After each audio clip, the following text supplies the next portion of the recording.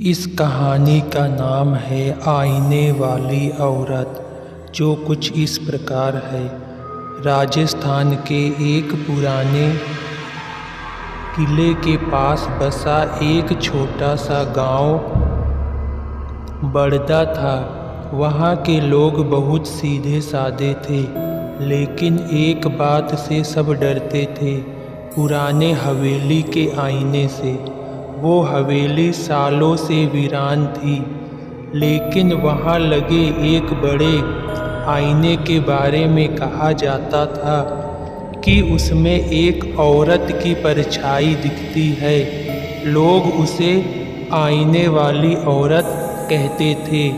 जयपुर से आया एक युवक विवेक इतिहास का शोधार्थी था। उसे प्राचीन किलों और हवेलियों में रुचि थी। जब उसे बड़वा गांव की हवेली और उसके रहस्यमय आईने के बारे में पता चला, तो उसने वहां जाकर रिसर्च करने की ठानी। विवेक ने गांव के एक बुजुर्ग रामलाल जी से हवेली के बारे में पूछा, तो उन्होंने कहा, बेटा, वो हवेली नहीं, एक जिंदा श्राप है। जो वहाँ गया लौट कर नहीं आया। खास कर रात में उस आईने को कोई नहीं देखता। लेकिन विवेक ने बात को अंधविश्वास समझकर अनदेखा कर दिया। विवेक दिन ढलते ही अपने कैमरे और किताबों के साथ हवेली पहुंचा।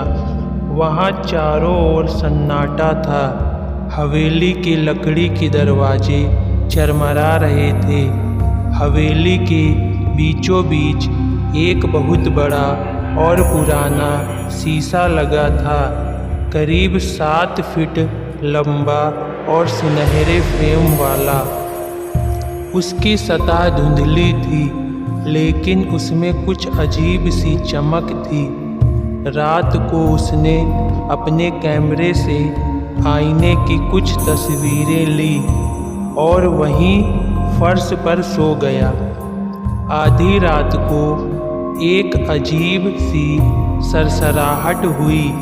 विवेक की आंख खुली तो देखा कि हवेली में तेज ठंडी हवा चल रही थी और उस आईने में एक औरत की परछाई नजर आई। वह सफ़ेद साड़ी में थी, बाल खुले हुए और चेहरा धुंधला, मगर उसकी आंखें सीधी विवेक की आंखों में देख रही थी। सुबह होते ही विवेक गांव लौटा और जीव रामलाल जी को सारी बात बताई। रामलाल जी का चेहरा पीला पड़ गया। उन्होंने कहा, तूने उसे देख लिया, अब वो तुझसे पीछा नहीं छोड़ेगी। उन्होंने बताया कि 100 साल पहले हवेली के मालिक की बेटी चंद्रिका को आईनों से बहुत लगाव था। वह घंटों खुद को निहारती रहती थी, लेकिन जब गांव के ही एक साधु ने कहा कि वह आईनों में आत्मा को बुलाने का प्रयास कर रही है, तो लोगों ने उसे डायन समझकर जला दिया। उस दिन के बाद से वह आईने में कैद हो गई। अब वह हर उस इंसान को बुलाती है जो उसे देखता है और उसे खुद के जैसा बना लेती है। विवेक ने फिर भी रिसर्च जारी रखी, लेकिन अब अजीब अजीब चीज़ें होने लगीं। उसके कैमरे में खून से सने हाथ दिखते। रिकॉर्डिंग में एक औरत की धीमी धीमी हंसी गूंजती और कभी कभी उसके सपनों में चंद्रिका आती, सफ़ेद साड़ी में, मुंह से खून टपकता हुए। एक रात उसे अपने कमरे के आईने में वही चेहरा दिखा, चंद्रिका का। विवेक ने घबराकर आईना तोड़ दिया, लेकिन आवाज़ आई, तू आईने से भाग नहीं सकता। कुछ दिन बाद गांव में और भी घटनाएं हुई। एक बच्चा जो हवेली के पास गया था, बेहोश मिला। उसकी आंखें पूरी सफ़ेद हो गई थी। एक और आदमी जो हवेली की दीवार पर चित्र बनाने गया था, पागल हो गया। वह बार बार एक ही बात कहता, वो मुझे बुला रही है, आईने से। गांव वालों ने विवेक को जिम्मेदार ठहराया। पंचायत बैठी और फैसला किया गया कि हवेली को तोड़ दिया जाए। लेकिन विवेक ने तय कर लिया था कि वह इस रहस्य को खत्म करके ही रहेगा। वह दोबारा हवेली गया, इस बार एक पंडित के साथ जो आत्माओं को मुक्त कराने का काम करता था। पंडित ने तंत्र मंत्र करना शुरू किया, लेकिन अचानक हवेली की दीवारें कांपने लगी। आईने से धुएं जैसी कोई चीज़ निकली और पंडित के गले में लिपट गई। पंडित वहीं ढेर हो गया। अब विवेक अकेला था और सामने आईने में चंद्रिका। उसने कहा, तू आया है मुझे आज़ाद करने या खुद कैद होने।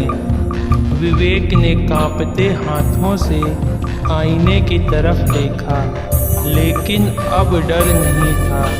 उसने चंद्रिका की कहानी को समझा और कहा, मैं तुम्हें मोक्ष देने आया हूँ। उसने आईने पर गंगा जल छिड़का और श्लोक पढ़ने लगा। अचानक आईना फटने लगा। तेज चीख की आवाज़ आई और चंद्रिका की आत्मा एक चीख के साथ धुएं में बदलकर गायब हो गई। हवेली अब शांत थी। आईना पूरी तरह चटक गया था। विवेक बेहोश हो गया और अगले दिन गांव वालों को वही पड़ा मिला। रामलाल जी बोले, लगता है अब वो आत्मा चली गई है। विवेक ने गांव छोड़ दिया और अपने रिसर्च में ये सब नहीं लिखा, लेकिन उसके घर के कोने में अब भी एक छोटा आईना रखा है और कभी कभी उस आईने में सफ़ेद साड़ी में एक औरत की परछाई दिखती है। आपको क्या लगता है, यह वही औरत चंद्रिका थी या कोई और? प्लीज़ कमेंट बॉक्स में ज़रूर बताना। और अगर आपको ऐसी ही हॉरर स्टोरी और देखना है तो चैनल को सब्सक्राइब और वीडियो को लाइक कर दें। मिलते हैं फ्रेंड्स फिर नेक्स्ट वीडियो में ऐसी ही एक न्यू हॉरर स्टोरी के साथ। Thank you.